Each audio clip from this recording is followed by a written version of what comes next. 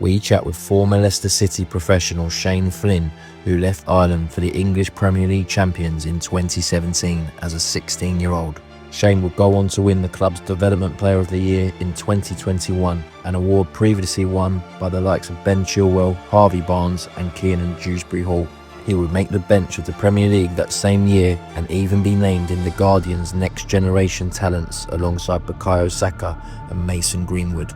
Yet fast forward today and Shane is currently unattached and looking for a club.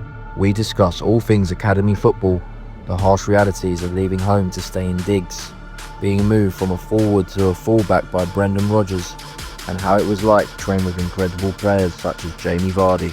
Shane shares experience and gives his advice to the next generation on this upcoming episode.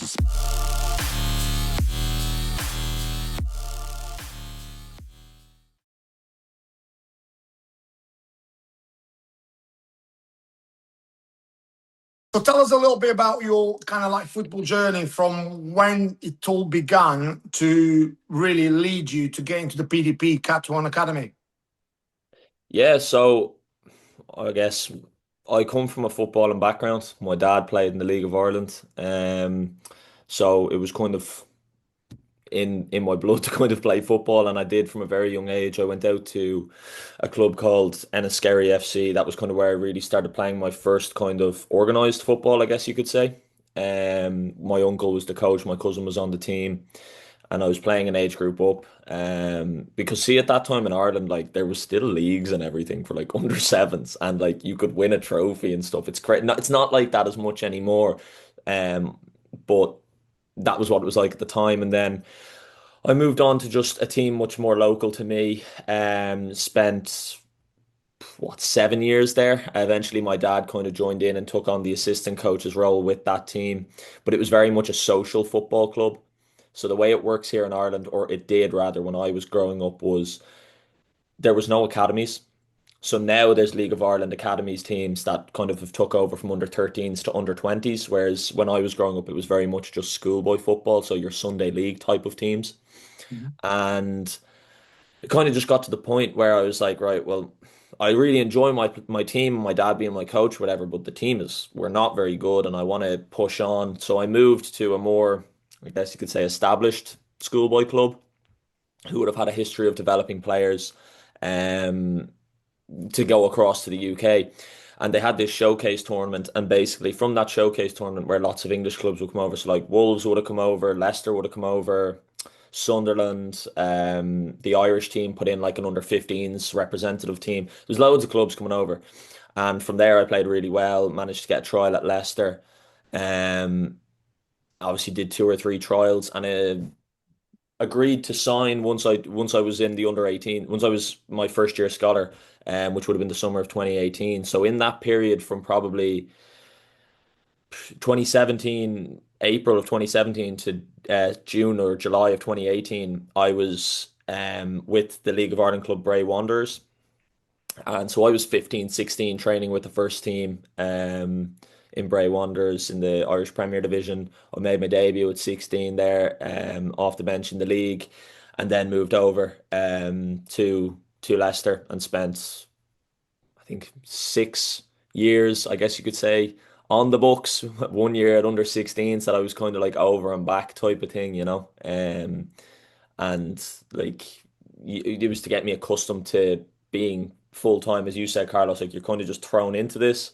Like Yeah. you go from living at home with your family and your friends and everything, and you're just kind of thrown into it. So this was kind of like a kind of period just for me to kind of get used to that full time environment, living in the digs, living away from my family and friends. And then How yeah, how from there. how did you find that experience? Because funnily enough, I've got a young player who's in exactly the same shoes, albeit she's female, but she's Mm. she's in the same process with Brighton at the moment. So they've had her over for like I think 4 visits now. So now they've seen enough of her to say, yeah, we want to offer her something. And she's in that moment of like, am I really ready to leave home, to go and live in digs? And like, what's that process like to actually leave home at a young age and go and live with strangers, really? So I always found the way Leicester did it to be very strange. So, you know, the way at a lot of clubs, what you'll get is you'll get host families in different houses where you might have two lads to a house or whatever. Yeah, Well, Leicester didn't do it that way. Leicester had basically these two big townhouses that were obviously like semi-detached, I guess you could say. But all the walls down the middle were basically taken out. So it was right. like one big house. Every room was a bedroom, bar like two or three of the rooms were bathrooms. There was Mm, one living room area, which is the host couple. There was only one host couple.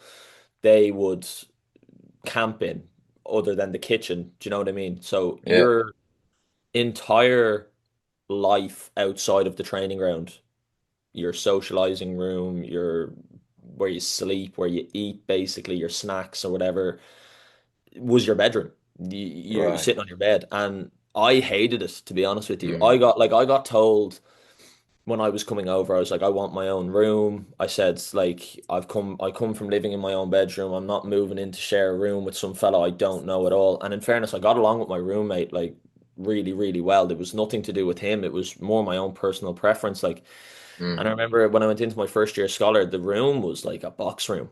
Do you know what I mean? Like, the two of us were sleeping 2, 3 feet apart from each other. yeah. Um, it was just crazy. And like, you'd It's have not people like just, it's not life, is it? It's no, almost not at like all. you're making that Like, decision to say, right, I'm putting all my eggs into trying to make it as a footballer, and everything else has to sort of take a second sort of place because like we just had a young lad as well go up to for a trial at Blackburn a couple of weeks ago, and he got put in exactly sounds exactly the same as what you just described there. He was like saying to me, "Yeah, it's a huge house basically, and all the players are in there." And he was like, "Blimey, I'm so glad this week is done." He was only there for a 1 week trial. He was like, "That was just like as a 20, he was 20, so he's quite old, but he was just like that was just tough, to yeah, actually live like that for a week." So I can yeah, it understand is. It what is. you're saying. It's like I did a video on it where one of the lads and me had a bit of an argument first couple of months into the club, and I got loads of people like trying to guess who it was. Like, and obviously I was never going to say who it was, Mm, but our relationship remained fractured for the rest of our time together, and that was 2 months into a 2 year scholar. Do you know what I mean? And I ended up paranoid that people didn't want to talk to me, and like people kept saying in the comments, well, you get people like that in any job, why are you saying it's just about football?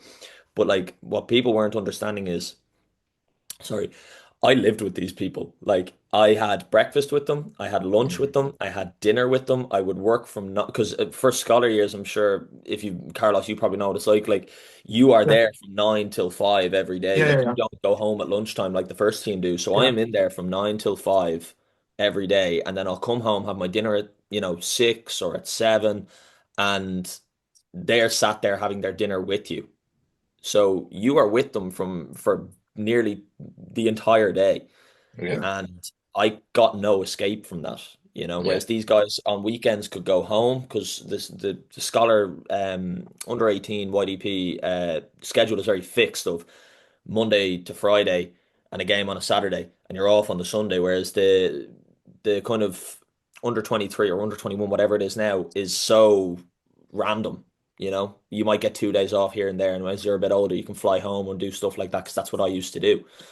So you're 100% right. I'm not surprised to even hear someone at 20 say that because I'd hate it now at 24 if I had to mm, live with. I mm. think anyone would if you have to live with the people you work with every I single think you day. know what I feel like a lot of young players out there that might be listening to this don't quite realize the sacrifice you got to make from a sort of social life point of view and just an actual everyday life, like the luxuries that you just have just from not being in that sort of world where you can, like you say, go and do something. You've got your own space. You've got to endure all that, and then you've got to sort of deal with the performance side on the pitch. It must be a real challenge for sure as a young Yeah, like person. 100%, I guess what made it worse was that I kind of did really well in pre-season. We went away to the Netherlands, played in a tournament out there, scored a few goals or whatever. But then I came back and my international clearance never went through. So I Okay, ended up missing the first 4 weeks of the season. So I right. was put on the back foot after starting well. I got put on the back foot immediately. And then I think I broke my foot in my first year scholar in February. So like I probably only played about 10 or 12 games, if even Wow. that in my first year scholar, which a lot of people will say like, oh, you don't play a lot in your first year scholar. I was playing every week I was available, but it was so stop start throughout my scholarship Yeah. of international clearance problems. Then you'd play and then you break. I broke my foot, missed 4 months of the season, came back for pre-season, and then I had to work my way back into the team. And then you get to February, or say you get to March, and COVID cuts my scholarship season short Oh, two blimey. months. So those 2 years at 18s were they were a bit of a mess, but like Because I can 100%. imagine, the football, at least if the football's going well, you kind of can say to yourself, I can justify it for this, like these digs that I've got to live in and this sort of lack of social life and all of that. But I can imagine if you've got problems with the football side as well, you haven't got that outlet. At least if you was having some challenges with football, if you was at home, for example, you could speak to your friends and family. You should just get out of that world for a bit. You probably just felt like you was trapped in a bit of a nightmare But at some that points. that's it exactly. Yeah, like the way I described it in another video was I my only form of social outlet. I'm not talking about going out for pints with the lads or go, Mm, clubbing and doing that. That's not what I was looking for. My only form of social outlet was praying my when I got to like 18 and had moved because I hated the dig so much. I had to put up a fight to move out into my own apartment mm, as soon as I turned 18. And the club were like, well, no, you can't do that. We don't let scholars do that. And I just basically turned around and said to them, well, you can get fucked. I'm 18. I don't answer to you. yeah, yeah, Um, yeah, yeah, you're not keeping me in this hellhole any longer than I have to be in it. Like I got along with the digs people, like not had no issue with them at all. It was nothing like that. It was just the environment was so bad. I hated it so much. But my only form of social outlet, which this might sound crazy to say, I used to stay up sometimes till about half 11 or 12 playing PlayStation with my friends from home. When I first moved out, and I thought this is the best thing ever. Do you know yeah. what I mean? Whereas that's something I would have done before I went to England on a regular basis at like Uh-huh. 15, and but I hadn't been able to do it for 2 or 3 years. And I ended up losing friendships from here as a result of the isolation I found myself in within the UK, you know. Yeah. Um, and that took like the amount of times I would come home and I'd ask, "Oh, how is so and so?" And they're like, "We don't speak to them anymore. Why the fuck would you ask that?" And I'd step my foot in it with so many people just because I'm so out of the loop. And then Yeah. that would kind of bring stress into my life. That I'm like, all right, well, I'm not trying to sound like a dick here, but like I feel out of place at home. I feel out of place here in England. You're putting You know, everything on the line. You're putting yeah, everything on the that's line. that's what I mean. Like, and I just felt like I had sacrificed so much to come over here. Like my parents used to say to me, like, if you want to come home, we don't care. We'll let you come home. But Yeah. I couldn't do that. Like I couldn't deal with, in my eyes, that would just be a complete failure. And that was my biggest fear was that I come home looking like a complete failure with no education behind me, with egg on my face, at the end of my 2 year scholar, 1 year pro. No, I can understand that. So the question I've got on my list here is you kind of touched on it already, but what was the specific route to you actually signing the forms at Leicester? So you got spotted in a tournament, so I guess that's sort of like the scouted part of it. Did they have you over and see you close up, or did they send people over to watch you, or how did the process specifically work? Yeah, so obviously after the tournament, they invited me for a trial. And it's funny, my first trial, I actually went with a teammate of mine, and I shared a bedroom in the digs with like three other lads. So there's four of us in this one small room, two Lithuanian lads, and myself and my teammate. But I actually didn't. I obviously went over to the UK as a winger or a striker. I came on in an under 16 game, which would have been the year group above me because I'm October, so I fell Uh-huh. into the younger age in England, playing centre midfield against Stoke. And my dad came over to the game with my coach and my teammate's dad, and I just said to him after, I just said, I'm gonna get one last look at this because I won't be brought back here. Like they brought me on in centre mid for like 20, 30 minutes or whatever. And I remember getting a call a couple of weeks later, and they said we want to bring Shane back, and I was like, why? Do you I'm know what I mean? I surprised. was like, why? Like I didn't feel as though I'd done enough, and I found out later down the line that the reason they brought me back was because the Victory Shield, the under 16 Yeah. international tournament. So Yeah. that squad got announced whilst I was there on my birthday, and my teammate got in, and I didn't get into it. And the academy, uh, staff member that was looking after myself and my teammate brought us out for, some McDonald's and that sort of thing. And I obviously filled him in on the whole thing. I said I was really disappointed, like it's my birthday, I'm away from home, blah, blah, blah. But what they actually said was they liked my personality so much that they could see how much of a football person that I was, that was kind of one of the reasons they wanted to bring me back for a second trial. It actually, Okay. and that never crossed my mind. I only found that out years later. It was Right. just purely me being so like kind of upbeat and not worrying too much about the disappointments that I had, just kind of Yeah. getting on with it and wanting to kind of move on to the It next thing was it's a why. great point. It's a great point you make, and I think a lot of players that are not familiar with academy football and what they're looking for, and Carlos will obviously be able to speak about this as well. They don't quite realize the character side, how much of a important role it plays. Like we had a player that was on trial with a Premier League club, and they were playing for Northern Ireland under 17s, and they got sent off in a game in the first half. And the player was devastated, thinking, "Oh, I've embarrassed myself. I let my team down." The academy actually said they liked that. They liked the fact that they played on the exact words they used was they played on the edge, and they liked the fact that they didn't mind them getting sent off, and it showed their character, and So I think a player's personality and what they feel for you as a person goes a long way. So some players that are listening to this, they might be like, right, I've just got to go in there, do the business with my feet and show what I can do. But they're going to be watching you, aren't they? Like a hawk in terms of how you interact with the other players, what your character's like, how you bounce back from making mistakes, things like that.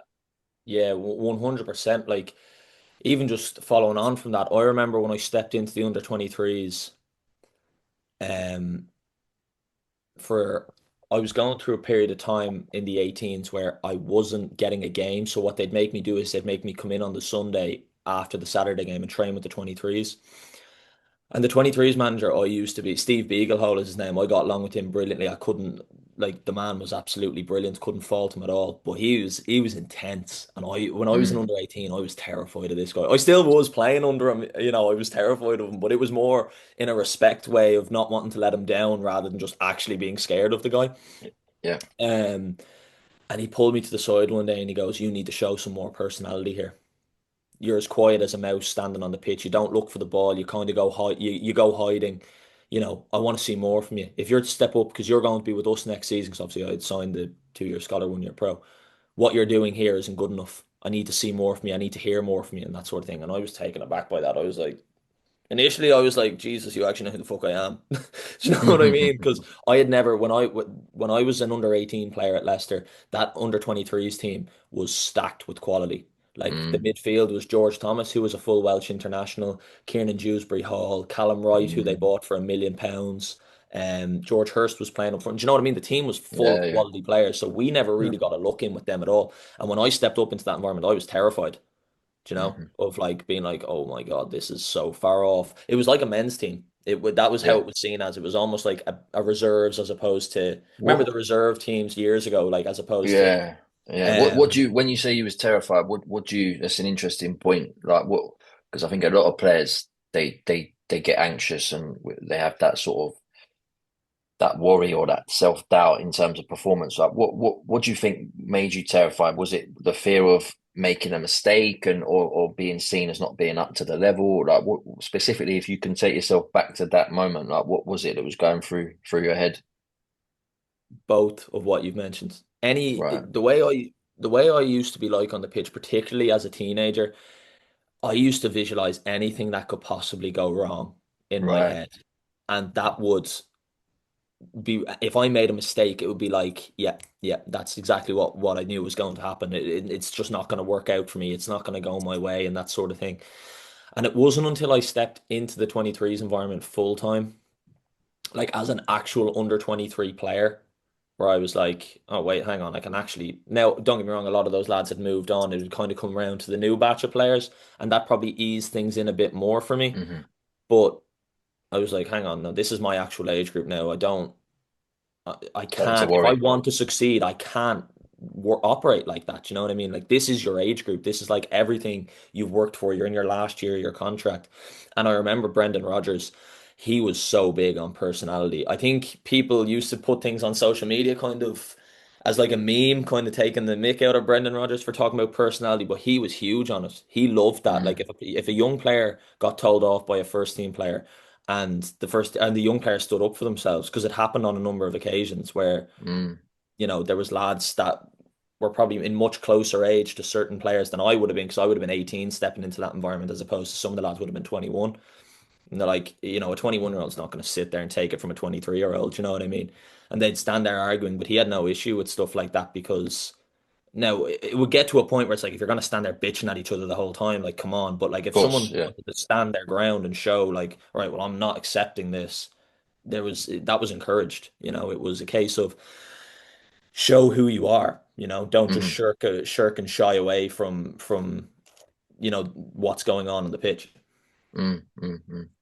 Did you get much exposure to the first team at all, or was it very separate, or what?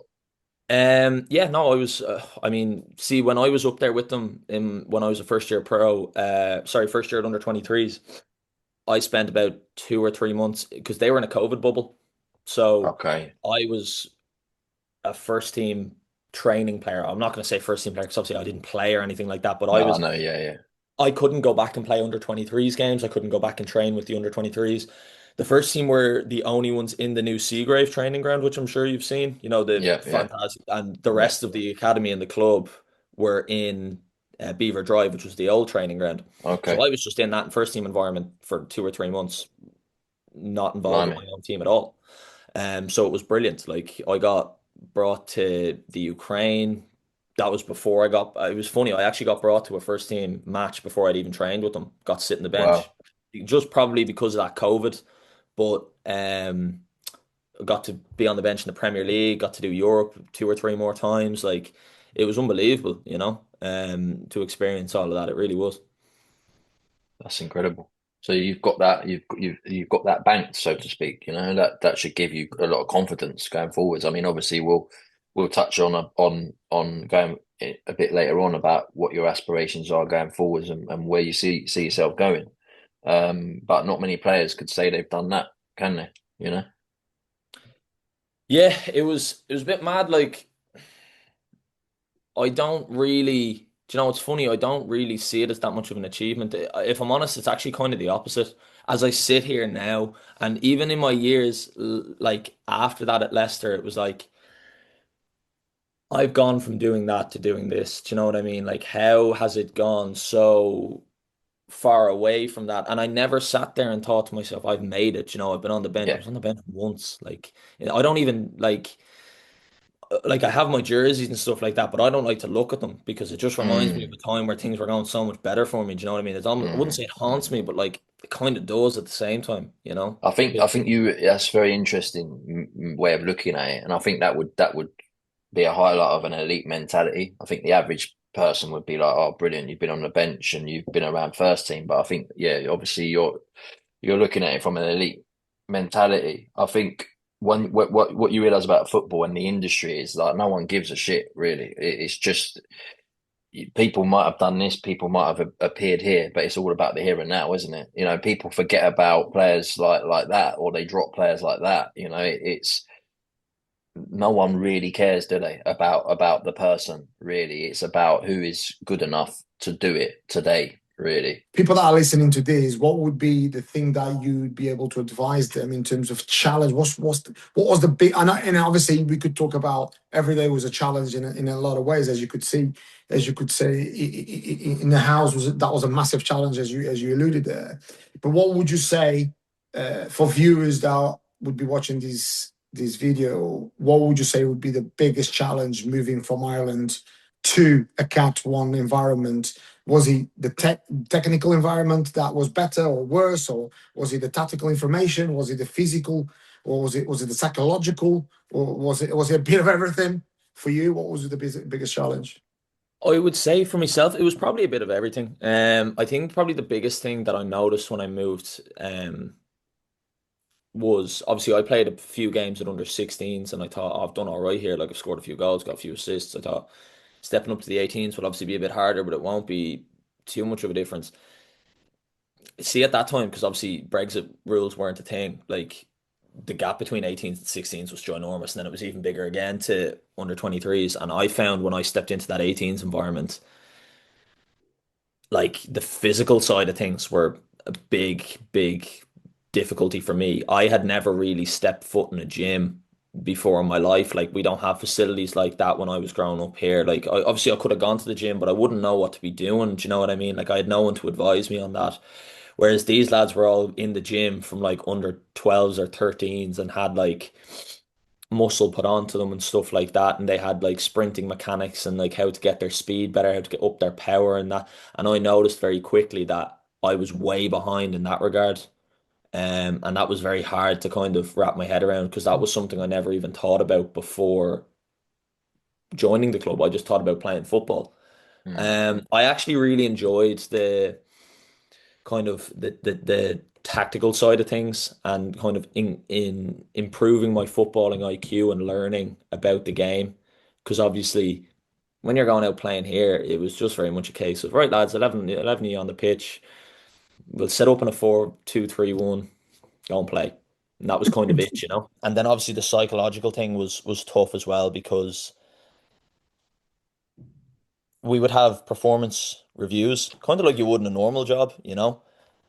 Except you're basically getting told at 16, 17, your output's not enough in this area, for example, your physical output, your um finishing, like they would have all these charts of comparisons to under 23 players and like graphs and stuff like that, and you're sitting there looking at this and I'm like, this is not what I expected this to be, you know. Mm. Maybe it was a bit of naivety on my end, but I just remember sitting there thinking to myself, like, Jesus, I'm a bit overwhelmed by it in that regard, just because a lot of the information I was getting as a first year scholar was negative because I wasn't scoring or setting up enough goals in the games that I played as a winger. And that's probably why I ended up getting transitioned to a left back. But Mm. That, that, yeah, that is, sorry, Shane, carry on, but let's get back to that question in a minute about how you got transitioned because that is a great point.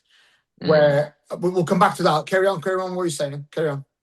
no, I was just saying, like, it was probably a huge deciding factor into why I ended up getting pushed back to left back, you know. Ultimately, I probably didn't have enough strengths and assets to step up into the under 23 level to be a winger anymore. You know, when you look at wingers, they want someone who's probably quick, direct.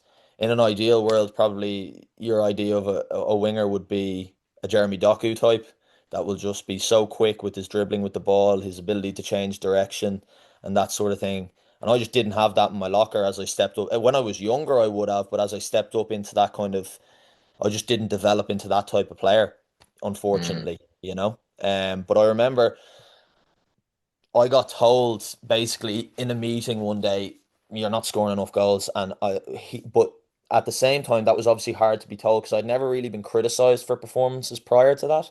But at the same time, what I also found great was here's how we can help you. And I remember my coach at the time said, I want you to sit down and watch compilations of Raheem Sterling.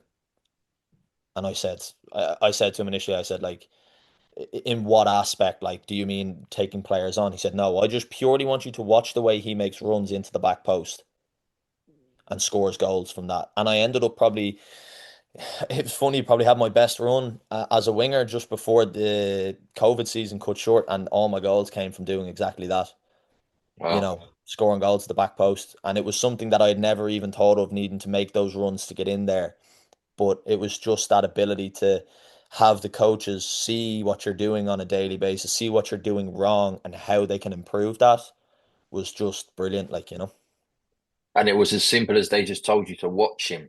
They didn't say watch and he does this, or were they just like you watch him, you see how he's getting success, and then you just kind of absorbed that and did it yourself. Yeah, I think see with that though, I think my coaches knew me enough to know I had a decent footballing IQ. Yeah. It's not like I go out onto the pitch and I have to be mollycoddled or have my hand held to be shown what to do on the pitch.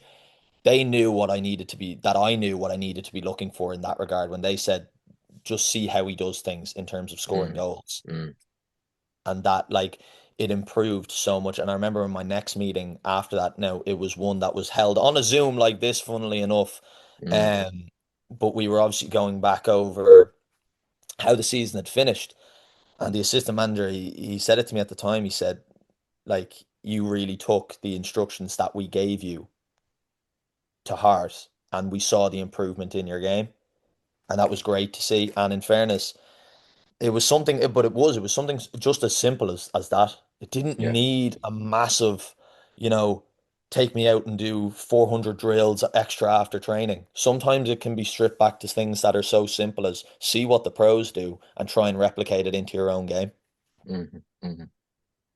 There's quite a lot there to unpack, but I would start with we're kind of like branching out in a couple of questions there because it's really important. What you've just said there from someone that's been in a building in a lot of meetings where players get, and you deco this what I'm just about to tell you, is when big clubs, special like the kind of places you've been, Cat One clubs, so a lot of times they bring players in for a lot of big sums, and all of a sudden start analyzing what they've got in the building. So let's just say you started as you alluded, you started as a nine, so you got brought into the club as a nine. So clearly they must have seen something in you, otherwise they wouldn't have brought you in. Okay, that's for sure. And then they push you out wide, which that could have been another situation where they brought you out wide. And do think players do develop differently and squads develop differently. But what I do think that must have happened there, and by the way, this might be a provoking question. Was it down to your performances as a nine and as a winger, or was it more? And by the way, you don't have to answer this if you don't want to. Or was it more the fact that they probably had a player under or a player above, where they could see that perhaps they had longer term vision for these players, so they pushed you into a position where they thought it opens avenues for the players to grow. Does that make sense? Yeah, yeah. So I would actually say it's probably a combination of both. So for example, at the time there would have been a very highly rated prospect at Leicester who would have been a winger, left winger, right winger, Terrell Pennant. Yeah, And yeah. Terrell was obviously very highly rated by the club at the time, and they obviously thought I played a lot of the time on the left wing. He played a lot of the time on the right wing, but sometimes he would play on the left, and another lad, Dempsey Arlott John, would play on the right wing. And basically, what happened was it got to a point where our left back got injured, and those two lads, all of our wingers, bar myself, were right-footed, Right. and it basically just happened we had no left back. That it was as Mm, simple as that. Like they had toyed with the idea previously when, Luke Thomas, Yeah. mhm, when Luke Thomas had stepped up into the under 21s when he was a second year scholar of putting me left back. And I actually only said in a video I did yesterday, the first time I played left back, I broke my foot.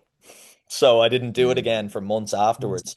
But it basically what happened was the left back that was due to play there was injured. So there was no one else to play there. And it was against either Chelsea or Arsenal. I know I played against both of them, but they were both at home.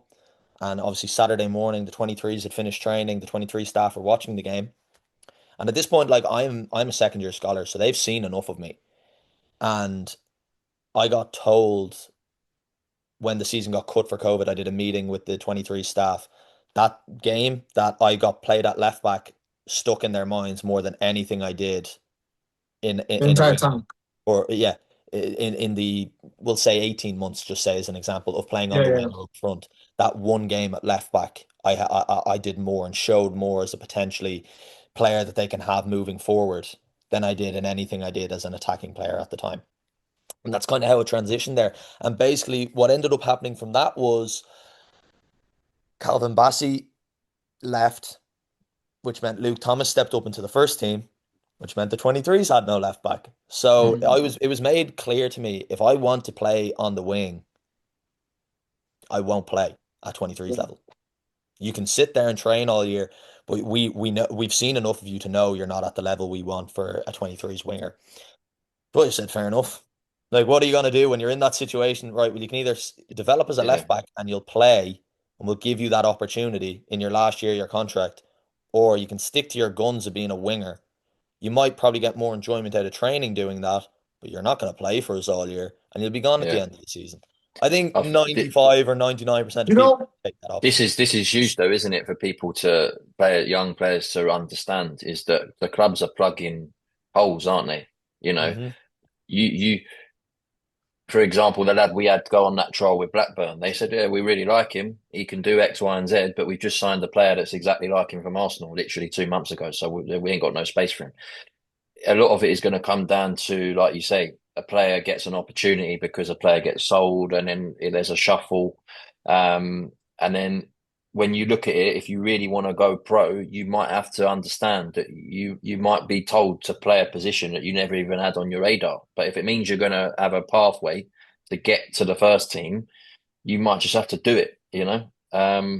I think it's massive for young players to understand and actually realize the reality of how the industry actually works, you know? contrary to that, and again, could be quite provoking, is what in your opinion? Obviously, when you brought, you must have had performance review. How often did you have performance reviews?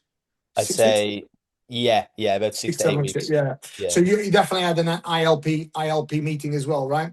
So yeah. when you came into the building, right? Let's just say when they first brought you, you must have had a super strength. Otherwise, you wouldn't be in a in a building. What was your super strength at that time?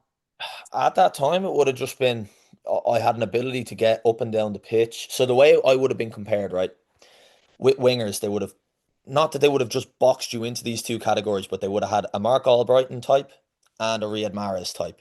So for the Mark Albrighton type, it'll be yeah, he'll score a few goals, but he'll put balls into the box, get it out of his feet. He'll work hard up and down the pitch, and that's the type of winger this player, ex-player will be. Y player might be here's our flair player. Here's the player that will get people kind of, he'll have two or three dragged in. He'll dribble by two or three of them with his speed and his technical ability, and he'll stick it in the top corner. And I very much was seen as someone who could be another Mark Albrighton type of player. Um, Scored a few goals, could get had a good delivery of a cross, and could get round the pitch. So they were the Mm, three probably biggest strengths that I would have had at that time. mm. So on at that time, so what went wrong from when they brought you in, when they thought, right, this is what it looks like. So what did went wrong in terms of your development I'm talking about from a perspective of the club. So let's just I'll bring you in, I'll go, right, this is what he's gonna be like, and that's what we're trying to match him like. So what does this ILP development plan look like from being that to being a left back? How how wrong could have gone? What did you do in order to end up there? Because at the back of my mind, I'm thinking if I'm your parent now, I'm thinking, hold on, my son's a striker. He's scoring enough goals in order to get a credit to go into a Cat 1 academy environment. Now he's a winger. Now he's a left back. What are we doing here? Jonah, by the way, Yeah, I no, understand what happens. What I'm saying is for the viewer, you go, because a lot of people pigeonhole players a lot of the times. mhm. So what went wrong, if you like? Because in your mind, I'm sure you probably do you still think as a striker or do you still think as a left back? It's hard not to, man. Like when you've grown up with Exactly. that whole thing, I do, Yeah. and it's a great because even when you say relating to the parents thing, that's exactly what happened with my parents. Yeah, Like yeah, yeah, exactly. my dad even went and said it, you know, a couple of years after me playing left back at the club, he bumped into one of the coaches who would have made the decision at 18s to kind of introduce me into that left back role, and he said I still see him as a striker.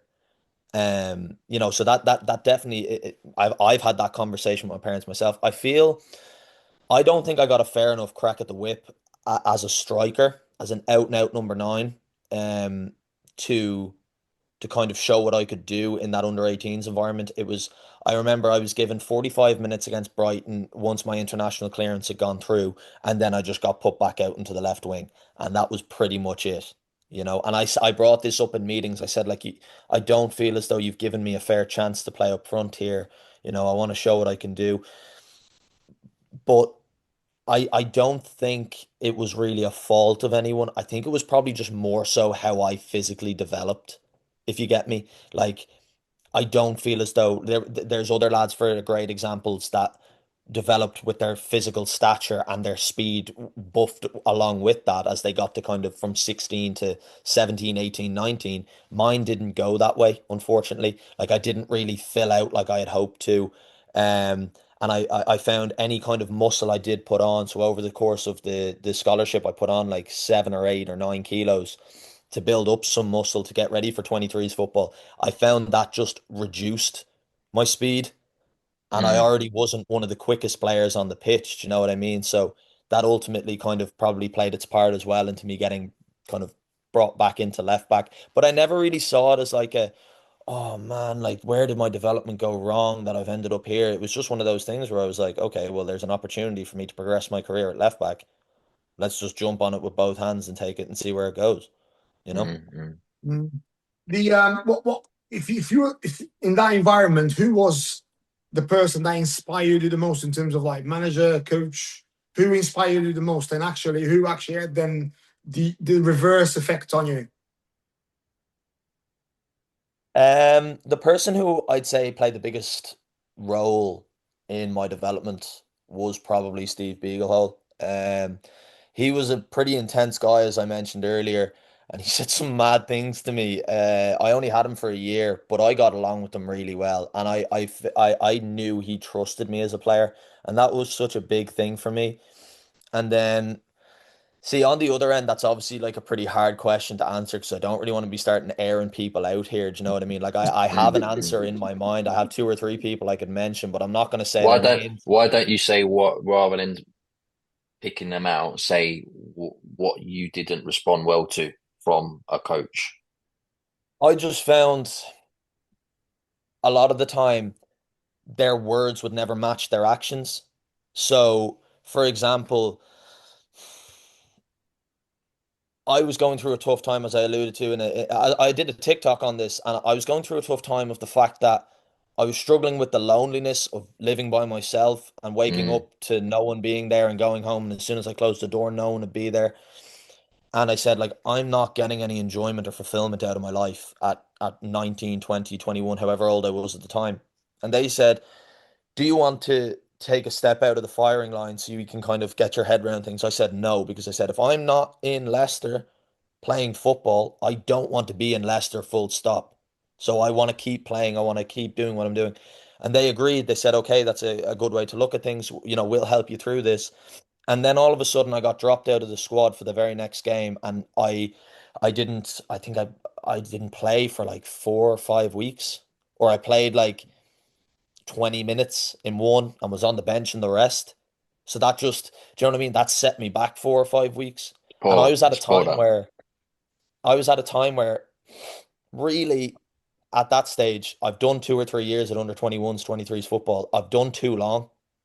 Do you know what I mean? Yeah. And I'm at the point now where I'm getting trapped in that environment. So to be set back a few weeks there really didn't help things, you And you know? know And it what? was, They probably would have had their meetings with, with the harsh realities of it. They would have had a meeting and maybe one of them had said, "Oh, Shane's just said, he's not feeling in the best mental space or whatever." And then rather than actually trying to help you address it and get to the best sort of like, version of yourself, they've probably taken the easy route and just gone, "Oh, he's not up to it or whatever," and we'll drop him. It's yeah, just a ruthless business. I feel like you know, everyone understands how difficult it is to make it as a professional footballer. But in terms of the actual factory line of what an academy is, and it's like a cattle market, obviously, nobody can tell me. I know there's a lot in the press about, they're doing a lot to do with like what happens after players that get released and, safeguarding and all this. But at the end of the day, it's a business and nobody can tell me that clubs are not looking out for themselves.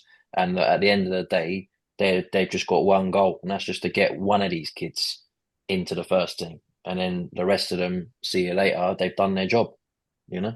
yeah, yeah. Well, the biggest, and that video that I did, the example I gave on, the biggest piece of advice, if there's any parents or kids listening to this, and it's a terrible thing to say, but it's the harsh reality of what goes on. And I said in the video that I did, this isn't strictly what happened just to me. Like this has happened to friends of mine at clubs I've had no dealings with. Mm. If you're struggling with your mental health, by all means, speak to anyone you can, but do not bring that into your football environment, because all that will see you labelled as is mentally weak and a liability. And particularly the higher up the levels you go, as you step into under 23s or into senior football, all it's going to be is, hang on a minute, I can't trust him, I'm not Like a red playing him. flag. Yeah. Exactly. And that's what got labelled with me. I just kept constantly getting labelled with the fact, weak mentality. He's weak mentally. He struggles mentally. And from a confidence perspective, I could understand that. But a lot of the time I found it was just, if I had any problems, I couldn't raise them, because people will just say, oh, here he is again moaning about something else, Mad, isn't it? It's mad to think that as a young person, you've made that commitment and that taken that leap to come over, and you're not expecting people to sort of like hold your hand, like you said earlier, but there has to be an element of understanding, and they need to be better than that. They need to be better than that to actually help a young person get in the right mindset to perform. It just baffles me. But then, like you say, you hear it all the time, and it's it's like a dog eat dog sort of world, isn't it? If you're showing a few little signs of frailty, that's it. And I think that's a massive point that you make, and it doesn't sound very nice to say it, but you're just speaking the truth. If someone is feeling a little bit sort of fragile, or having doubts about themselves, actually in the high performance world of football, it will bite you in the arse, won't it, if you come out and say 100%. something like that. Yeah. Just to kind of be a bit impartial on that, and I completely understand that. And obviously, I do quite a lot of work with mental health, not just inside football but outside football, and I've got quite a lot of knowledge about it. What we've got to be very, very careful is when Finn, I completely understand that you've experienced that, not just from a physical point of view but a mental point of view. What we've got to be very careful is that clubs now, and by the way, I'm not affiliated with any particular club that you were with at the moment, but what I can say to you is, in my experience, I've been in several clubs where they do. I mean, my last club, and I'm happy to mention the name, Wolves, for instance, I've got to say, they were absolutely incredible. When I mean incredible, and I was sitting down in several meetings that were about mental health with players, and they did not do enough. And when I say they couldn't have done any more, if that makes any sense, they were incredible. And obviously, you must have had, I don't know how much of it you'd have had. You must have had a lot of player care with you guys, especially in PDP. Did you guys have that? I'm sure you did. Yeah, we had two. One was certainly a lot better than the other, I'll put it to you that way. Okay, yeah, exactly. And I think a lot of the times, and this is what I'm trying to allude to, it depends on the club. So the club I was in, for instance, we had several players, in fact, that had I mean, the word problem is not probably not the best word, but I know what you mean, though. Yeah, they were going through some problems, let's just say. And I tell you, I was actually taken back, because I was thinking, whoa, because the clubs, there was a lot of player care calls. There was a lot of support. There was a lot of family support. There was things that you would not have outside football, by the way. Because if you didn't have that, imagine if you were in a club where they said, "Get on with it, mate." So it sounds to me, and I'm so sorry the fact that you had that experience, but there's a lot of clubs. There's another club I know that is doing a lot of stuff with players, especially when they get released. However, I echo what Tom was saying. It is a hard business to be in, and I've actually been on the end of it many times. People don't care. The minute you get released, the minute you left the club, they don't even know you've existed there. Do you know? You're just an ex-player that been there, and they probably remember you if you. The shame is, and I look back, and I've got a friend of mine. I'm not going to name the name because it sounds big-headed, but he's played for England. He played for over 400 games in the Premier League, and I always say this to him: like, how do they treat you like this? How can someone like you represented your country many times on World Cups and European level? You scored loads of goals. I'm kind of like making him up here, don't I? You've done so well, and then the clubs don't even care about you anymore.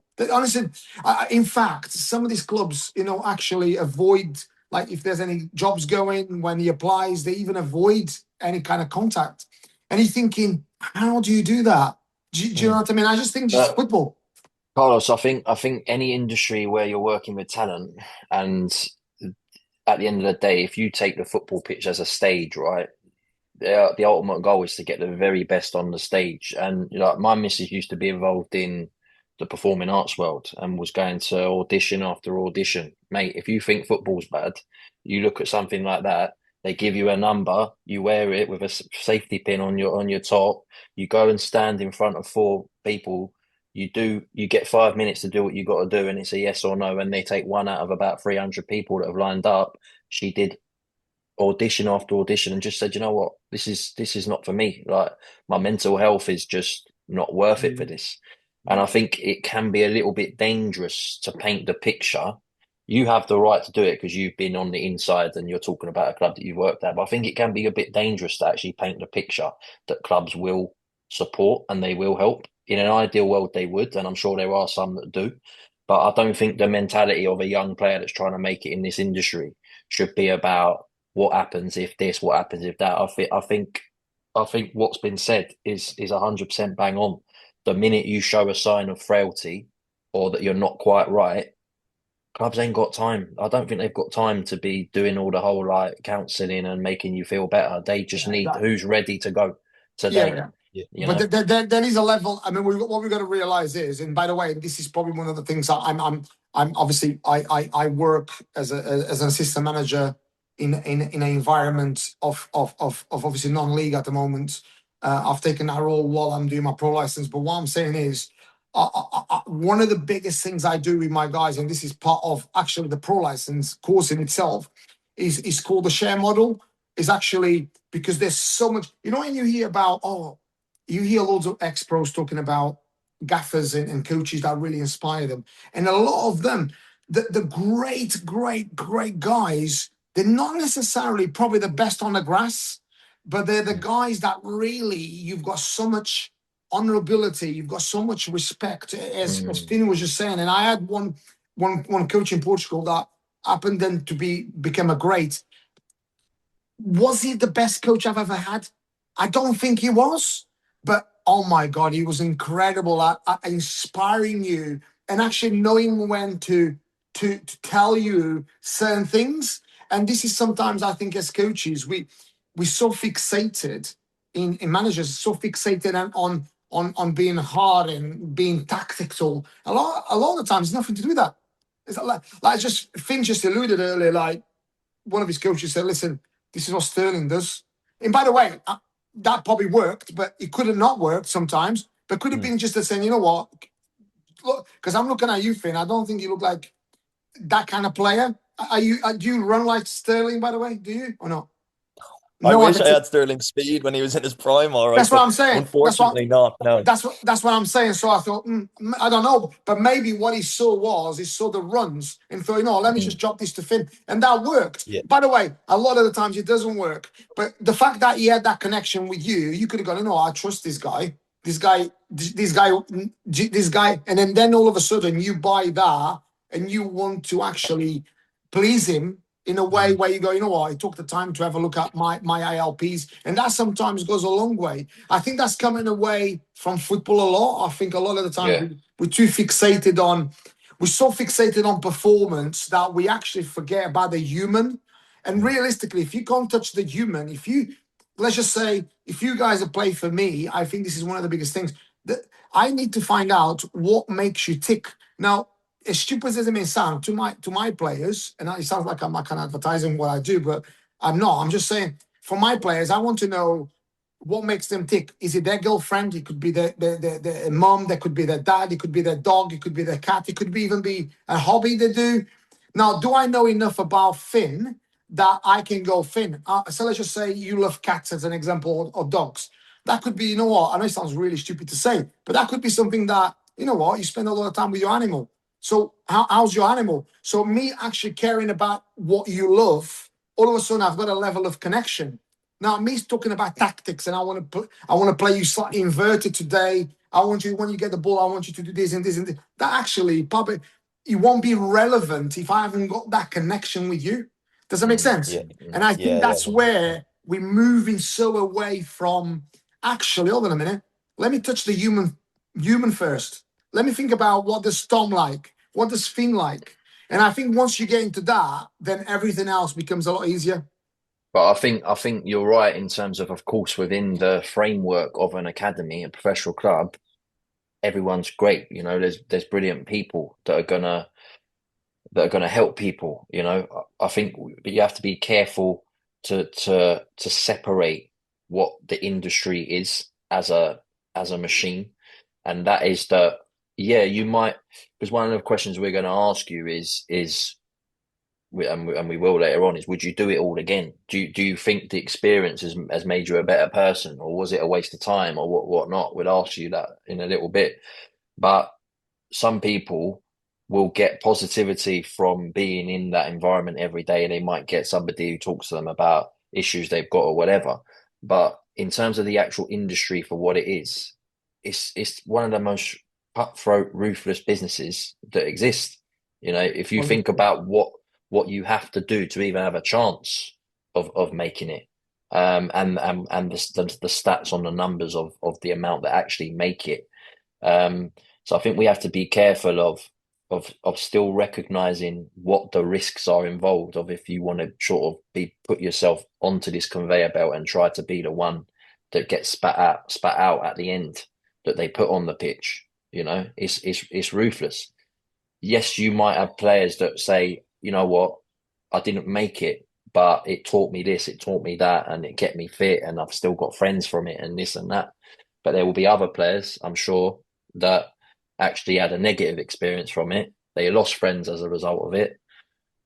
They suffer from mental health as a result of it, and they've come out of it at the end. And would they have done it all, or would they have done it if they could rewind time? Maybe not. So you know, I think it's really important for players to share their experiences, because people are just naive to it about what it actually involves.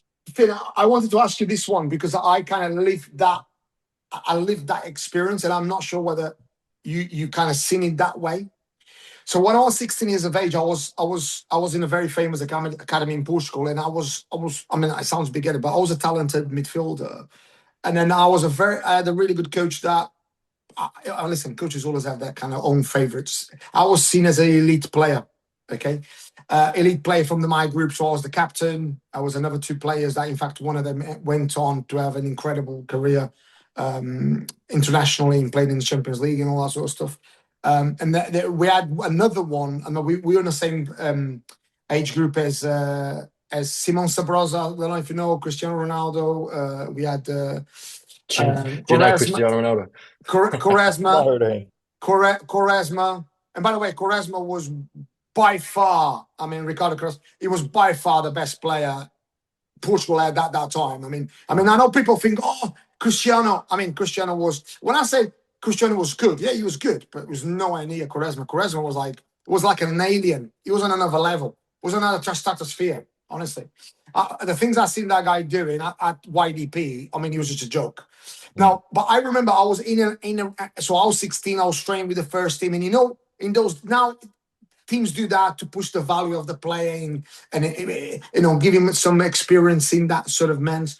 And I remember going in training with the first team, and I thought, this is actually easier. And some people laugh at that. I found it easier because I was playing with better players, because I was technically enough to cope with it. I found I've got more space in the way. I've got better, clever players. So I thought, I'm actually that close now. I was thinking, I'm actually quite close. Obviously, physically, I was still developing. I was quite a strong lad, but I wasn't. I'm just short of 6 foot, but I wasn't massive. But for a 15, 16-year-old, I was physically quite robust, so I could cope. But I was thinking, I'm that close. And then within 3 years, I was that far because I got injured. Has that happened to you or not?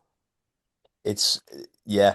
And I'm glad you've said it, because when I say this to people look at me like I've 10 heads. So I'll give you an example, right? I went out to the States in January, and went, Tom, very similar to what you said about your wife's environment, had the whole, safety pin number on my shirt, whole 9 yards. I found that trial, and these lads were like fresh out of college, released from under 18 MSL or MLS team, sorry. I found the environment of being in Leicester's first team training easier than I did being in that environment, because you're dealing with smarter, better players. So if you give a pass, into an area, there's going to be someone making that run. Whereas chances are, when I was doing it at this trial, lads were looking at me like I had 10 heads. I tried to do kind of similar, Carlos, to what you were mentioning earlier about so as a left back, Brendan Rodgers was huge on the inverted wing back. Yeah, So yeah, I kind of started doing that. Lads were looking at me like, again, like they were looking at an alien. They were like, yeah, why Mm. are yeah, you yeah, in yeah. here? You're a left back. Like, stop coming inside. Whereas at Leicester in the first team, if I made that movement, Yeah, for example, just using him as an example, Yuri Tielemans would see, oh shit, right, Shane's gone in there. Let me move higher up the pitch. Harvey Barnes will move yeah, down, and it'll just seamlessly transition into a new phase of play. And yeah, it made your life so much easier because players exactly, were under their footballing IQ was of that level to understand when you do something, they know what to do next. exactly. And if they do something, you know what to do next. Whereas when you're in that environment with like lesser quality players, and don't get me wrong, I'm sure people say that about me. I'm not sitting here. Obviously, I'm not the best player in the world, but playing with players that have never played at the level I've played at, it was tough, Uh, because you're like, you have to strip this right back to basics. 100%. Yeah, yeah. And that I think that's where, and me and Tom have had a few guests on, and we allude to those things. And this is what I find, and I've had a video about this. You need to be, and I actually said it, and Tom said, "What do you mean by that?" I says, "You've got to be lucky on the way down." Because Mhm. what I mean by that is, so let's just say you now say on the 23s, you got 1 year left, and let's just say you don't get an offer, and let's just say, God forbid, you end up in the National League, and if you go in play for a right, I don't want to say the name, but hard bastard, Yeah, yeah, really, yeah, yeah. No, I that know what you mean. really all it is channel, and all of a sudden you start going inverted and you start doing all this fancy stuff. They'll go, "What are you doing, son?" And the thing is, you deem to not even be good enough to play at that level. And Yeah. all of a sudden you think, "Why not at this level? So where do I go?" You go a bit lower, and then if you're even more than lucky, you end up playing for people that never even kicked the ball, or if they Mhm. did, was 300 years ago. Do you know what I mean? All of a sudden, your football, even your football IQ changes. I remember I Yeah. played in a non-league for many years, and I was thinking, I'm not developing here. All it is, Mm. you end up at some stages in a game is a different sport. It's completely different sport because you're no longer keeping the ball. You kicking the ball away sometimes just to help on, just see what happens. Do you know what I Yeah. mean? And that in itself for technical players, it's another animal. It really is another animal. And this is why, and that's gonna go into to what Tom's gonna ask you about, is under 23s a car park situation. Mhm. Mm.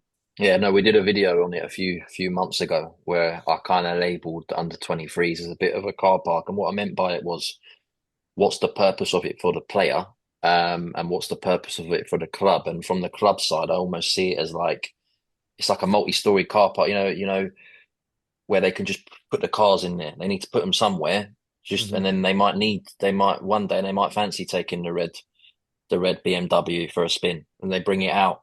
So it's like, but then from the player's point of view, it's like, what we doing here? Because even the other day when I watched that kid play for Blackburn, he played in the Premier League 2 against Crystal Palace, and you're watching this game and you're thinking, there's no there's no bite to it because there's nothing on it. So it's like, and then I also got the vibe, and you tell me from your experience, I got the vibe that it was actually quite individualistic. So it was like players were doing what they wanted to do to make them look in the best light for their position. And it was almost like, are they actually even a team here? Because at the end of the day, in the back of their heads, they're like, well, we're all here to try and get that one spot or that, that route to the first team. I'm like, what is it all about? Because I feel like when you're in the younger age groups, it's still, they're still developing, they're still learning. That's all great, like under 14s, whatever. When you get to sort of like you're an adult and you're just below the first team, it must be a very strange atmosphere and environment to sort of be playing games when there's nothing on it and sort of everyone's out for themselves, if that makes sense.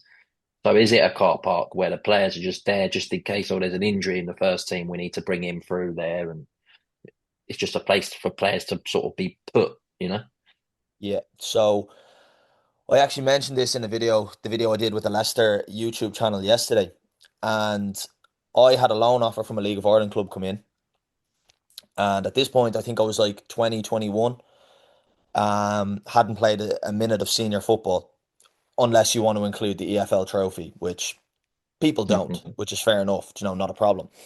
And I basically begged and pleaded, tried to sell it to the director of football which I rang him up myself. Like, I was shitting myself doing it, mind you, because it was kind of at a point where I was like, this is the head honcho at the club and I'm ringing him up off a whim here, trying to force this through. Tried to sell it to him every which way. I got met with, we have no one to play left back in the 21s. I gave him 4 names that have played left back or are playing left back in between 18s and are still eligible to play at 21s of like, they're not under 18, but they are under 21s, if that makes sense. Didn't want to hear it. I said, if I go out on loan, my wage comes out of the wage bill. Not that I was on enough money for that to even matter. I was just trying to sell it whatever way I could. I'm out playing 20 games in the League of Ireland Premier Division, and I can come back in the summer because I still had 18 months left on my deal. I come back in the summer, I can get maybe a move. You can sell me for a bit of money to League Two or sell me back to the League of Ireland. That way, I'm gone. You've made a bit of profit. And in that 6-month period, a 16, 17, 18-year-old can step into that under 21s environment and start developing themselves more. Didn't want to listen. And at that point, I knew, I was like, right, I am now here I am a Leicester City under 21 player, and that is my actual job. It's not a case of, oh, well, we're looking to develop him to get into the first team. No, I am here to facilitate 2 or 3 other lads. And that was the reality of the situation, because I was obviously a better player at the time than the lads that I had listed off. Not saying that's how things were going to end up, but just at that time to facilitate certain players. This is what was going on in my head. And I ended up getting trapped in that. And I ended up coming out with a Leicester career-ending injury not long after that loan offer got turned down. So would things have changed and gone differently for me? I don't know. Maybe, maybe not if I got the loan. But just as you say, like, from my own experience, I think I am a prime example of your worst nightmare to be in football. And that sounds really dramatic, but what I mean by that is I came out of academy, and it's crazy to say, I came out of an academy system at 22 with no senior games under my belt. At 22, which is shocking. Like, clubs won't take that risk on you. And I put this to the club. I said this in my release meeting at Leicester. I said, you guys haven't helped me out here at all. I said, I got a loan turned down. I said, I worked my bollocks off to get back fit for the guts of 16 to 18 months. And when I got back fit, I begged and pleaded with you to give me a game or two to show clubs, because as you both touched on earlier, if you're not in the system in people's faces there and then, you're gone and forgotten about. And I said, like, I just wanted to say, hello, Shane Flynn still exists. Like, I haven't fallen off the face of the earth. Please, like, in my performance review meeting that I still would have had, I begged them for a game. And they said, yeah, well, we'll put on a friendly. There were still 7 or 8 PL2 games left in the season. And so that's how I knew don't get me wrong, it didn't take a genius to figure out. I knew long before I was going to get released, but that's how it was like a confirmation without officially being told. So I very much was like jam-packed in the very back of that car park with no hope of getting out of it. It's crazy. Crazy. Flint, well, there's always a reason. Obviously, by the way, when I say it's subjective reasons, because I always say, like, I've been in the buildings, in a lot of different buildings in football where it depends. Or if you change 2 or 3 people that at the top that make decisions, all of a sudden the outcomes become different, and you know exactly what I'm trying to allude to. So, what was this what how do I put it? This in a very, very simple manner, like. Was it to do with performance, or was it to do with bias from the hierarchy, or is that a mixture of the both? I don't think it was anything to do with bias or anything. Like, I don't look at this as he had a personal vendetta against me. I just think they had funny ways of doing things at the club. Like, for example, there's a teammate of mine who I was only, because he watched the video I did last night, and he sent me a text. He said, "You should have name dropped me. The club turned down 20 loan offers for me and sent me out on one where they knew I wasn't going to play purely because they had offered the most money." Mm. Do you know what I mean? So there was nothing surprised me in the way they did things. And I wasn't surprised that when I tried to sell it to the director of football, which, correct me, you guys might think differently, when I sold it that way of it's an older 21s player out of the picture, getting men's experience, and a younger player can step into that environment to develop their game. I thought that's the perfect way to sell it to him. But he obviously didn't see it Mate, that way. listen. I give you two examples here, which completely flabbergasts me. Really, I like who's the arguably who name me five best mid. I know arguably you might pick up the ones that I'm not alluded to, but I mean in the Champions League now, name me one or two top centre midfielders in the Champions League that are going to go into the quarterfinals. Oh, this is a game of opinions, isn't it? Well, Szoboszlai for me would be one. Okay. I Who? think Szoboszlai from Liverpool. I think he'd Okay, be one. but let's just talk about PSG. Who would you say one of the best? Oh, midfield- Vitinha, yeah. Oh, Okay, of course. right. Yeah. Sorry, Okay, yeah. pause here. Tom knows exactly what I'm trying to say. 4 years ago, I was in a meeting about this player, and listen to this, right? Not good enough, not smart enough, can't pass the ball, can't run around the pitch, makes poor decisions. Seriously. 4 years ago. That was like Wolves. That was like Wolves, yeah? I knew he was I'm not going to name it now. But what I'm trying to say is, Well, you have to for context. right, what I'm trying to say to you is this, and this is people are making these decisions now.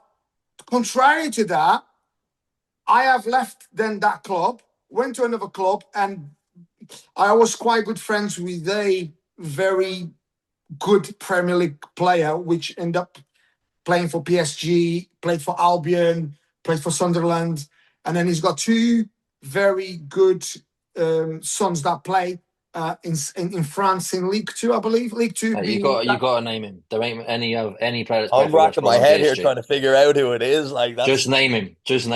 Yeah, Stéphane Sessegnon. He played. Oh, what a player, Thank man. you. But anyway, so he trained with me for a while on one-to-one basis, individual basis. Anyway, so he got me in contact with a player that his agent was trying to bring to the UK. And honestly, I am not joking, right? So I said to him, I said, listen, mate, I really haven't got a lot of contacts in the Premier League to put him into straight away. But I've got a couple of people I can kind of like say, listen, have a look at this player. Right. As you know, you've seen this before millions of times. You get the clips, and every time you do clips, they always send you the best clips, right? But I'm not joking. This kid was unbelievable. This kid, every club was after him. However, he wanted to come to England. Anyway, subsequently, I was joining this particular club. I went to the technical director and the academy manager, and I said, listen, I've got this contact. And honestly, I can't believe their response. I've got this contact. This is what it is. The guy watched it in front of me. He goes, yeah, this is his reaction. He went, yeah, we got lots like this in the academy. I went, now, subsequently, a week ago, he played for FC Porto, right, in the Champions League, played against Benfica, turned Otamendi inside out, the World Cup winner. He scored a goal, and he's only 18. I'm like, people are mad. People in football, there's a lot of people making big bloody decisions and the thing is, they change lives in a lot of the times in a negative way. So imagine, like, I expose these guys to a player that potentially could come for a very small fee. Not good enough. Vitinha, not good enough. I mean, are we okay? Yeah, it's a game of opinions, though, isn't it? And on the flip side, the people at Porto have obviously made that call to play him. You know? Yeah, but it's mental. So, I think it's that surely, and I understand. Listen, we all have bias. We all might say, listen, I love clever midfielders because I played in that position. So I love those kind of like intricate midfielders I can do.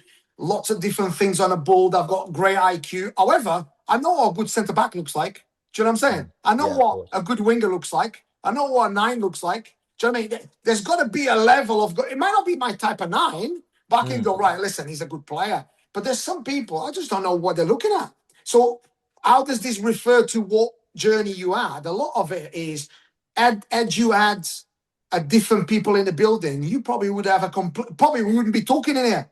Do you know what I'm saying? No, honestly, Potentially, yeah. 100%. Yeah, absolutely. And I think it highlights what the industry actually is.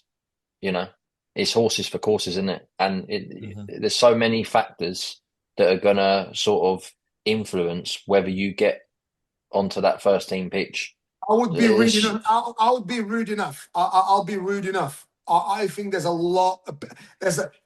And by the way, there are some great people out there. There is some people that really genuinely know what they're doing, and there's no two ways about it. But I think there's a lot of people winging it, and they wing it, and then they're gonna move, and all of a sudden they wing it a bit more, and then once they've got power, oh my God.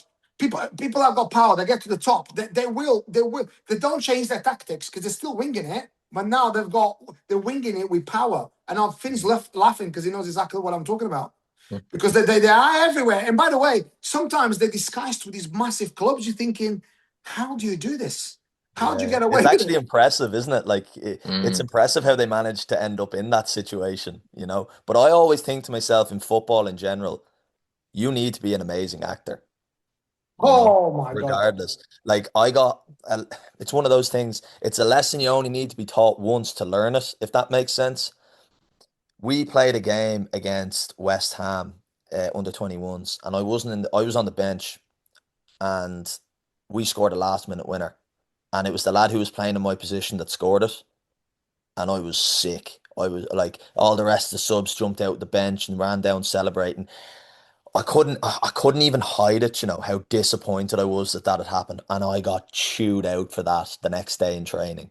And I realized if I had just done something like that, even though everything in my body is telling me don't do it, it will probably cause you less hassle Play to the just game. do it. Yeah, Play the exactly. game. You'd have trained with Jamie Vardy, for instance, and anyone that knows Jamie Vardy, and a lot of people don't give him credit. He was a monster. I know Jamie, right? He's a monster physically, right? But I was actually a non-league head coach. We played against the non-league team he used to play for. Honestly, the geezer, honestly, he was like, well, it was like what you guys see. Basically, he's a monster. But what I'm saying is a lot of people don't know about him. So if you don't know that about him, you probably think, oh, he's just a non-league player. But actually, he was a monster. When you say he was a monster, what do you mean? I mean, we know he's quick. We know he's a bit sort of like a bit of a So terrier. basically, I would say he's not normal. I would say, for instance, you'd have seen me. You'd have seen, like, for instance, let's say he doesn't need an half a yard. He can run. He can, like with centre backs. He doesn't even to be online. He can be fucking 2 or 3 yards behind. He's still gonna catch you. And he runs as if he's effortless. I mean, Finney would tell you. And he runs, and he never gets tired. He's on it. It's mad that you even mentioned that. In one of my TikTok videos, I said this about Jamie Vardy. We did this fitness test, and I would class myself like, generally speaking, I'd be like, fitness testing is one of my stronger points. Man, this guy, we get to the end of it. There's like 15 runs. He is sprinting. And when I say sprinting, I mean, he's like a Duracell bunny. He doesn't even look tired. He is sprinting the entire last bit of it. And the only other person who got anywhere near him was Marco Brighton. he didn't do it that day. Kieran Dewsbury-Hall was the only other one. And at the time, Kieran was known to be this ultra fit, you know, top of the pack whenever you do fitness runs. That's what Kieran was known for. But Jamie was actually as quick, if not faster, in that specific fitness test. But even as you say, like Carlos, we did one day in groups. We go off, you'd set off from one corner, right, and you'd run around all the pitches. Yeah. It was Kieran Dewsbury-Hall, Mark Albrighton, and Jamie Vardy was the other one in that group. And they just took off, and Vardy didn't stop running. It was like you say, Carlos, he doesn't get tired. It doesn't. No. He's got, like, on another level, and that's what makes. If you actually think about it, his career was all based. And listen, obviously, you got to give it to the guy. You know, some of the finishes were incredible, by the way. But what I'm saying is, physically, he was a monster. But you actually look at him; he's not a big guy, No. but physically based. beast But of a that's what I'm guy. saying. You see photos of him when he was playing in the non-league days, and he just looked like a bit of a. He didn't look like he had much muscle on him. Like, He didn't. He but didn't then he do was gym out work. muscling players, right?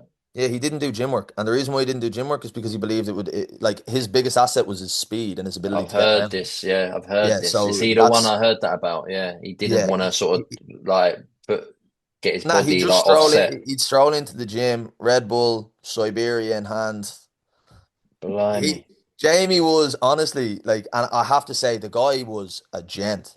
I couldn't say a bad Yeah, word about him. Like when I stepped up into the first team, he made you feel like a first. Like he'd start taking the piss out of you, but not in like a mean way. In a, oh, you're up with us now. Yeah, welcome to the group. Or yeah, like start slagging you. earn your stripes kind of thing. Yeah, Yeah. exactly. Like he made you feel included. He didn't isolate you. Do you know what I mean? And that's why I have so much respect for him because Mm. what you see with him is what you get. Like one of the days in training, the fella ran out onto the pitch in a full Spider-Man outfit. Do you know what I mean? Like he was mad, but he was so real, Yeah. as well Yeah, at the yeah, same yeah, time. yeah, yeah. What So did was you? he was sorry, Carlos, on that was he obviously could score a goal or two, couldn't he? So was his finishing like was he a game player where it was more he would take the chances in the games, or was he always in training just like goal, goal, goal, goal? Nah, man, in training. Like when I did that video on him, I mentioned that. Like I used to just stand there and I'd be involved sometimes in the finishing practice because they get the younger lads in to do it after training as well, even though I was playing left back. But man, he used to just take the piss out of the keepers. Like keepers Serious. hate getting dinked. They hate Yeah. it. They lose that man. He just used to do it for like fun.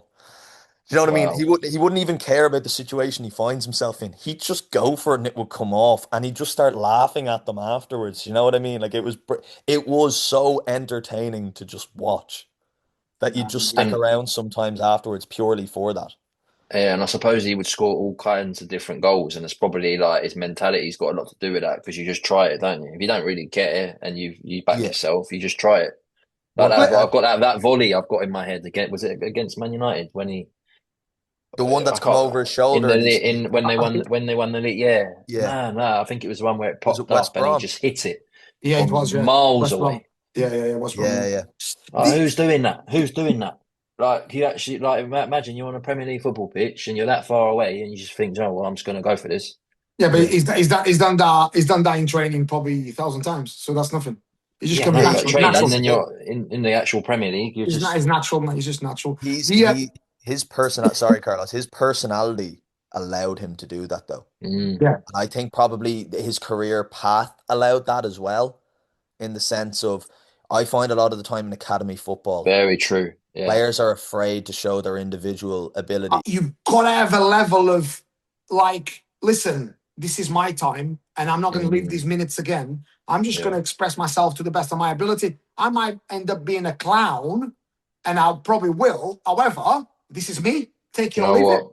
And that's It's a massive point that you raised there, and at any level, when you watch a player step into that, make that step up, if even if it's in like non-league and they've gone from the youth team to the first team, you can see the ones that are cacking it, and their bodies yes. like they're not even fluid because they're Mm. so nervous that you can leave, they just look rigid, and then you can see the ones that are just like it's like a duck to water. One last thing. When you were with Brendan Rodgers, obviously he's seen as a as a top guy and top coach. What would you say you learned being in that environment with him, or would you say that those were the people in the building that probably that you learned more? No, I would say from him. I mean, from him being a left back, I learned how to do the entire inverted wing back thing, and Okay. that added a whole different, like a whole other, I guess, you know, playing style to my like game. Because that's really come into the modern game now. Maybe not so much at the levels I have been playing at, but you know what I mean. Like, if I can do it, I will do it, and I'm comfortable enough to do that because I did it in the first team environment. Yeah. But also, like, it goes back to what I said earlier. He was huge on personality. So now because I've had a lot of the time where I've had to go into places on trial at senior level to kind of show what I can do because of my history with injuries. I don't go in and kind of shirk away in the corner. Like, I'll speak to people and I'll ask, what's going on, or like, how are you getting on? What's the team like? Blah, blah, blah, whatever. Because he was so big on personality that it kind of just found its way into my personality, if that makes sense. Yeah, Because yeah, I yeah. wasn't like that before that. Like I was very much a case of when I was in the 18s, I wouldn't look funny at an under 23 player, and I wouldn't even dare look twice at a first team player, you know? Right, yeah, yeah, that's good. That's good. Would you do it again? Would you do it the whole thing again? If you know what you know today? I don't think so, you know. It's funny you ask that because I think with everything, it's obviously very hard to say because like it ended so badly for me. But I don't think I'd go back and do it again, to be honest with you. It's something I'm very glad I've done. And don't get me wrong, I absolutely love football. I love talking about it. I love watching it. I love playing it. But I'm very glad now 16-year-olds can't move to England and sacrifice their education and sacrifice friendships and time with their family to pursue a career in football. It works for some, and I've had players from my own age group, the likes of Nathan Collins, who would have been at Wolves, is now at Brentford, Yeah, yeah, yeah, Jason Knight, who's now at Bristol City. Like it works yeah, for yeah. some, but I also know plenty of lads who ended up out of the game after their scholarship that have moved from Ireland. And I actually think for Irish kids in particular, it'll benefit them more to stay here till they're 18 Mm. than it Mm, will to go at 16 because they're not dealing with all that crap that I was dealing yeah, with. yeah. You know what I mean? Like it's not like that was a huge distraction from what should have just been getting out playing football and improving and Mm, mm. playing it daily, you Mm. know? So no, I don't think I'd go back. I'm very thankful for the experience, but if you were to, if I was, the way I always say it to people is, if I was on my deathbed and it was the only time you gave me the opportunity to go back in my life was that time, I don't think I'd take it because Mm. Bloody I hell. enjoyed it. Yeah, I enjoyed it, but there was also so much of the time that I was miserable. Yeah. And when you look back on things, you tend to just look back on them with nostalgic tinted glasses of, oh, well, yeah, I was playing football every day and I was representing Leicester City, but I was miserable in the evenings the whole time and I had no one to talk to when I closed the door when I got home. I missed so many family birthdays and family occasions, spent so much time away from my girlfriend and my parents. Like, I didn't get to see my granddad just before he died because I was in training. Do you know what I mean? Stuff like that. So, no, yeah, that's a long-winded answer, but no, I Yeah, no, no, wouldn't no, go, no. That's I your wouldn't go answer, back yeah. and do it again. No, I'm And happy with the experience, but no. and obviously you're also reflecting on if you had a stayed in Ireland, you still feel you would have had a chance, like for kids that are in Ireland, with the setup that's there, and you could have carried on playing, and then, like you say, plenty of players are getting picked up and moving across at older ages. So Mm. it doesn't have to be that an opportunity is put in front of you at such a young age that it necessarily is the right thing to do, is what you're saying.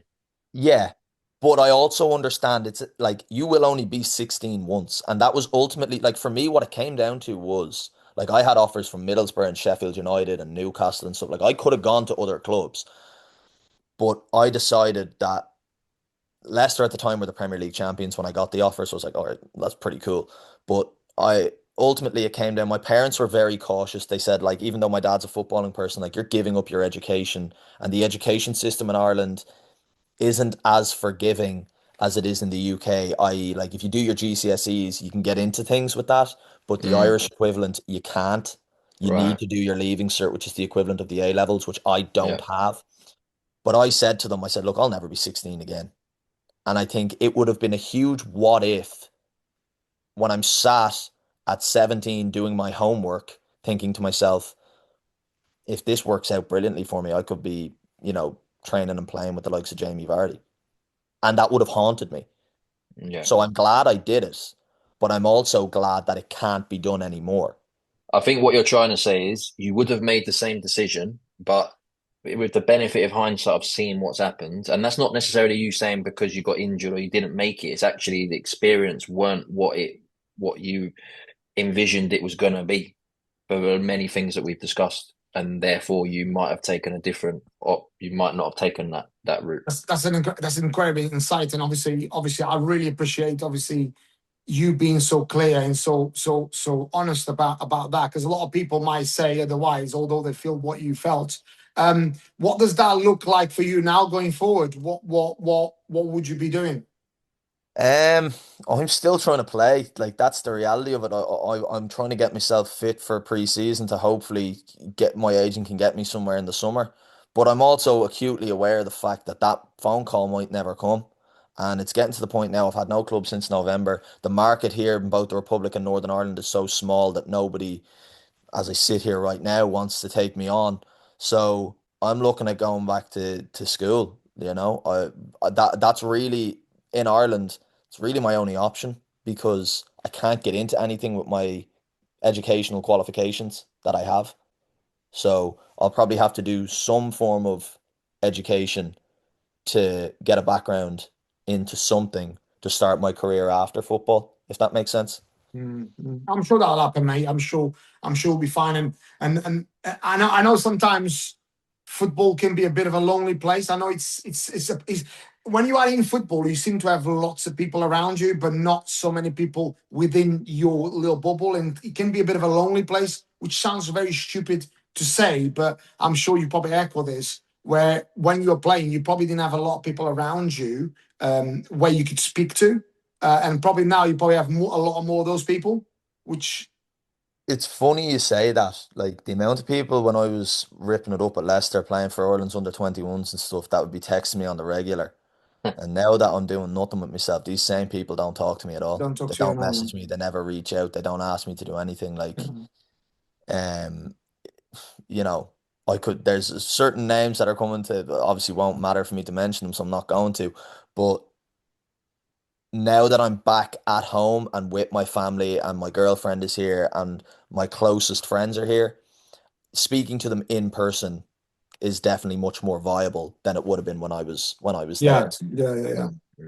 But I still think I could have had those conversations with those specific people, but it did open my eyes to people who I thought I could have had those conversations with that I now know I can't because I don't speak to them anymore. Yeah. Hey, listen, I mean, we don't want to take any more of your time, and I think we've gone a bit over as well. Mate, absolutely incredible insight. Obviously, we're very thankful for you to share your journey, because it's by the way, as we know, the statistics show that only 0.1 make it at the top level. And although you've gone through all the journey, and some people would say you've made it because you've gone through all the journey, you did do it, and you're still in it really. It's just because you've been injured, and you might, nothing to say that you might turn around and get a great club, and all of a sudden we end up seeing you in a top flight. You don't know. You don't know how things go. You just never know. You just never know. That's how fickle football can be. But from my point of view, looking in, mate, I think you've been a great sort of guest to have here, especially because you spoke organically as well. So you're not really muddling, cuddling answers. I think you've been absolutely incredible. Thank you. Yeah, thank you very much for having me on, guys. I really appreciate it.